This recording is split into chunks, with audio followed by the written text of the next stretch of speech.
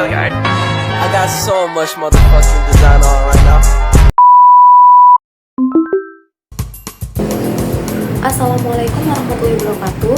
Perkenalkan, nama saya Ansila Dani dengan NIM 2312128. Mata kuliah Perencanaan Pembelajaran Pendidikan Agama Islam.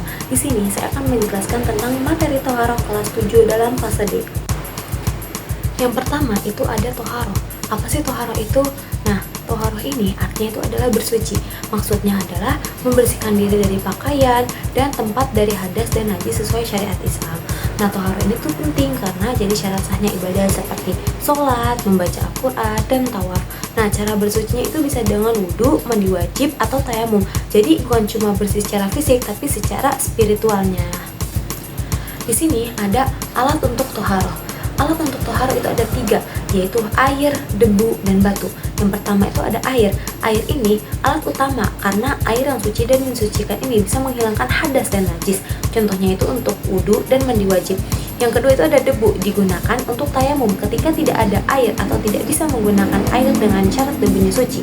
Sedangkan batu itu digunakan untuk istinja, yaitu bersuci setelah buang air kecil ataupun besar dengan cara mengusap sampai bersih sesuai ketentuannya.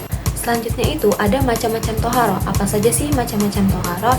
Nah, macam-macam Toharoh itu ada 3, yaitu wudhu, mandi wajib, dan tayamum.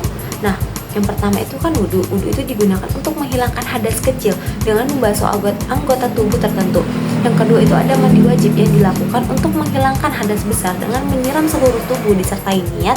Sedangkan tayamum itu adalah pengganti wudhu atau mandi wajib menggunakan debu suci jika tidak ada air atau tidak memungkinkan untuk memakai air. Poin selanjutnya adalah pengertian najis. Nah, najis ini adalah sesuatu yang dianggap kotor menurut syariat Islam. Jika najis mengenai tubuh, pakaian, ataupun tempat, maka ibadah terutama sholat itu menjadi tidak sah. Oleh karena itu, najis itu harus dibersihkan sesuai dengan aturan Toharoh agar ibadah yang dilakukan itu diterima oleh Allah Subhanahu wa Ta'ala. Selanjutnya itu ada macam-macam najis. Nah, najis itu terbagi menjadi 3. Yang pertama itu ada najis mukhafafah atau najis ringan. Contohnya itu seperti air kencing bayi laki-laki yang hanya minum ASI. Cara mensucikannya itu cukup dengan memercikan air. Yang kedua ada najis mutawasitoh atau najis sedang seperti darah, nanah, kotoran, atau hewan. Cara membersihkannya itu dengan membasuh sampai hilang warna, bau, dan rasanya. Yang ketiga itu ada najis mughalazoh, yaitu najis berat yang terdiri dari anjing dan babi. Dan cara mensucikannya itu dengan membasuh 7 kali atau salah satunya menggunakan air yang bercampur dengan tanah. Lalu di sini ada pengertian hadas. Apa sih hadas? Hadas itu adalah keadaan tidak suci pada diri seseorang yang menghalangi sahnya ibadah. Hadas itu dibagi menjadi 2, yaitu hadas kecil yang disucikan dengan wudhu dan hadas besar yang disucikan dengan mandi wajib. Di sini ada dalil Al-Quran, Quran Surat Al-Ma'idah ayat 6. Perintah bersuci dijelaskan dalam Al-Quran Surat Al-Ma'idah ayat 6. Ayat ini menjelaskan tata caranya wudhu, kewajiban mandi bagi orang junub, serta kebolehan tayamum ketika tidak ada air. Dari ayat ini bisa dipahami bahwa Allah itu tidak ingin menyulitkan hambanya, tetapi ingin membersihkan dan menyempurnakan nikmat agar manusia itu tetap bersyukur kepada Allah.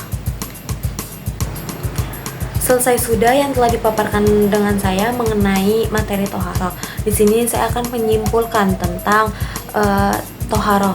Jadi, Toharoh ini adalah bagian penting dalam ajaran Islam yang berkaitan dengan kebersihan dan kesucian sebelum beribadah.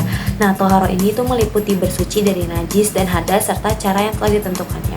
Dengan memahami dan melaksanakan Toharoh dengan benar, seorang muslim itu dapat menjaga kebersihan lahir dan batinnya serta memastikan ibadahnya sah dan diterimanya oleh Allah Subhanahu wa Ta'ala. Mungkin itu saja yang dapat saya sampaikan, kurang lebihnya mohon maaf. Wassalamualaikum warahmatullahi wabarakatuh.